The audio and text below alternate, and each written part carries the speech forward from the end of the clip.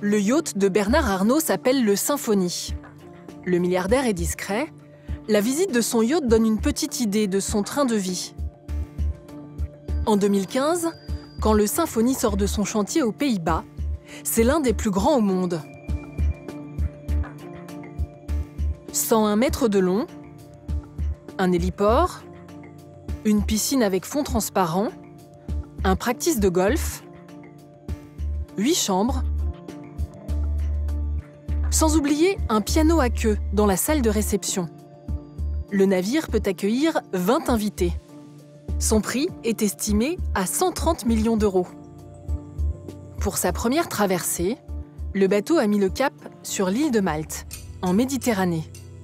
Pourquoi cette destination ?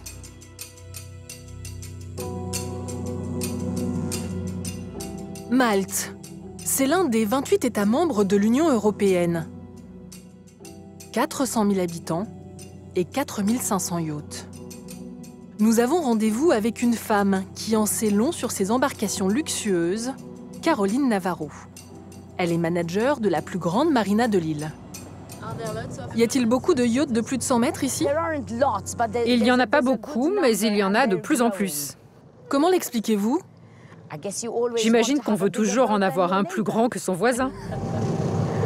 Caroline Navarro se souvient de la fête qu'elle avait organisée pour l'arrivée du Symphonie dans l'île. Le voyage d'inauguration du Symphonie à Malte fut un grand moment parce que c'était un tout nouveau yacht de plus de 100 mètres. Alors nous avons organisé une grande fête. C'était épique pour le bateau et pour la marina. C'était fantastique. Est-ce que le propriétaire était là? Non. Pour être honnête, nous avons très peu de contact avec les propriétaires. Souvent, ce sont des sociétés de gestion qui s'occupent des bateaux et le propriétaire ne vient ici qu'une heure ou deux. Ce sont des gens très occupés et leur temps est précieux. Si le yacht a fait son voyage inaugural dans l'île, ce n'est pas seulement pour profiter du paysage. En effet, c'est un endroit très attractif, apparemment parce que plus votre bateau est grand, et moins vous payez de taxes. Des taxes et des impôts très peu élevés, c'est l'un des avantages fiscaux, uniques en Europe, qu'offre Malte aux propriétaires de yachts. L'île a d'autres charmes. On peut y posséder un yacht incognito.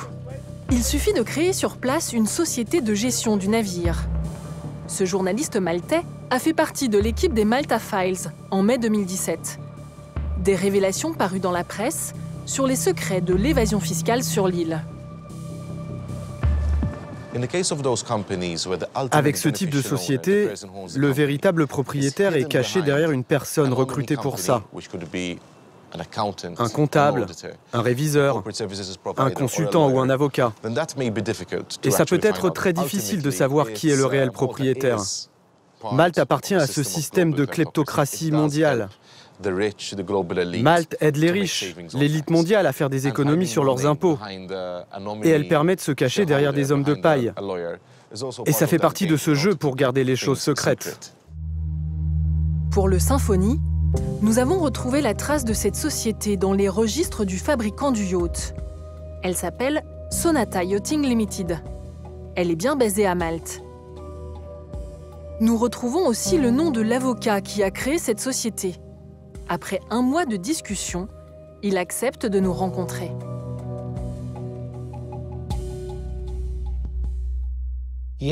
Oui, nous avons bien enregistré une société du nom de Sonata. Mais je ne peux pas vous en dire plus. Vous devriez solliciter le client lui-même. Quand nous lui demandons si le client pourrait être Bernard Arnault, sa mémoire lui fait défaut. Je ne peux même pas vous dire si c'est un de nos clients. Et si je devais me souvenir de Sonata et du nom de la personne que vous avez mentionnée, je ne peux même pas le répéter. Quel est son nom déjà? Bernard Arnault. Typiquement français. Typique, oui. Écoutez, nous ouvrons beaucoup de sociétés et de toute façon, je ne peux pas vous dire si un client a fait ceci ou cela. J'aurais bien voulu avoir des informations dans les documents officiels, mais tous les documents ne sont pas publics. Malte n'est pas si transparente. Nous avons nos limites, c'est vrai. Mais il n'est pas juste de dire que M. Arnault a bénéficié d'avantages fiscaux, juste parce qu'il a ouvert une société ici. Si c'est bien lui. Ça... Vous dites que c'est ce qu'écrivent les journaux français. Moi, je ne sais pas. Dans la presse française, le Symphony a toujours été présenté comme le yacht de Bernard Arnault. Et il ne s'en est jamais défendu. En cherchant dans le rapport annuel 2015 de LVMH, nous retrouvons la trace de Sonata Yachting Limited. C'est une filiale du groupe LVMH. Récapitulons. Le yacht est géré par Sonata Yachting Limited, qui appartient à LVMH, contrôlé par Bernard Arnault. Ainsi, le milliardaire n'apparaît jamais en tant que propriétaire du yacht. Il n'a donc pas à le déclarer dans son impôt sur la fortune. Christian Ecker est l'ancien secrétaire d'État au budget. Il se méfie de cette pratique chez les dirigeants de grandes entreprises. Pour la première fois, il accepte de s'exprimer à propos de Bernard Arnault. Je ne pense pas que ce soit le yacht de Bernard Arnault qui lui permette de faire des affaires. C'est pas vraiment un outil de travail, ou alors ça me paraît assez curieux. Mais on voit bien là le mélange des genres qui est fait en termes d'utilisation des biens d'une entreprise et l'utilisation à des fins privées du patrimoine de l'entreprise. Nous avons sollicité Bernard Arnault. Il nous a répondu via son service de communication. Il nous fait savoir... La raison principale de l'immatriculation à Malte est la confidentialité. Il ajoute... Monsieur Arnault loue de manière occasionnelle le Symphony à la société Sonata, qui en est propriétaire. Le bateau est pour l'essentiel loué à des clients extérieurs. À chacune de ces croisières, le yacht fascine. Sur l'application de partage d'images Instagram, il a même ses fans. Les photos et vidéos défilent. À Portofino, dans le port de Monaco, à Capri, aux Antilles, à Saint-Tropez. Louer ce bateau, c'est possible. Encore faut-il en avoir les moyens.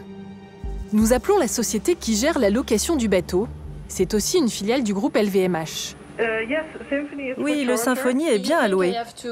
Est-ce qu'il faut le réserver longtemps à l'avance? Oui, c'est un bateau très demandé parce qu'il est très grand et il peut accueillir beaucoup plus d'invités qu'un yacht classique. Et le propriétaire aussi l'utilise. Je ne dirais pas qu'il en fait un grand usage, mais quand même. Coût de la location du navire, 1 500 000 € la semaine. Ce n'est pas parce qu'on est milliardaire qu'on n'a pas besoin de rentabiliser son yacht.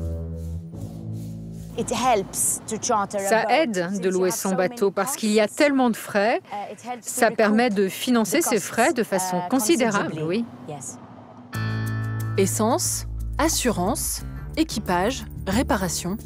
Les frais d'entretien du Symphony s'élèveraient à environ 16 millions d'euros par an. Pour Bernard Arnault, il n'y a pas de petites économies. Un détail nous a intrigués. Le Symphony est bien géré par une société maltaise, mais il navigue sous un autre pavillon d'un autre paradis fiscal, les îles Caïmans. De l'autre côté de l'Atlantique, dans les Caraïbes, sur cette ancienne colonie britannique, 0 taxe, 0 impôt, 0 charge sociale. Un Eldorado pour les propriétaires de navires. Sous ce pavillon, ils peuvent embaucher des équipages à moindre frais. Franck Dolphus, avocat spécialiste du droit maritime, nous explique comment. C'est un contrat qui est très simple, les parties au contrat, le rôle du marin à bord, la détermination du salaire. Pour chaque période de 24 heures, vous travaillez minimum 10 heures. Donc il y a un minimum. Et avec un minimum de 77 heures pour chaque période de 7 jours. C'est pas mal. Sur les charges sociales? Sur les charges sociales, il n'y a pas. Il n'y a rien. Est-ce qu'on peut considérer que quand on a un yacht et qu'on le place à Malte, aux îles Caïmans, qui fait partie de la liste des paradis fiscaux officiels de l'Europe, est-ce qu'on peut considérer que c'est une forme d'optimisation ou d'évasion fiscale? En tout cas, c'est légal. Il suffit juste que vous soyez en conformité avec la loi du pays dans lequel vous souhaitez faire immatriculer votre navire. Dans le monde merveilleux des méga-yachts, il faudrait être fou pour dépenser plus. Seuls 45 navires de grand luxe sont immatriculés en France. Quelques jours avant la diffusion de notre enquête, la direction de LVMH nous a fait parvenir ce mail. La société Sonata, qui était filiale de LVMH, a été cédée au groupe familial Arnault. La transaction, pour un montant de 54 millions d'euros, a eu lieu tout récemment, en février 2017. Le yacht est donc désormais propriété du milliardaire et de ses proches.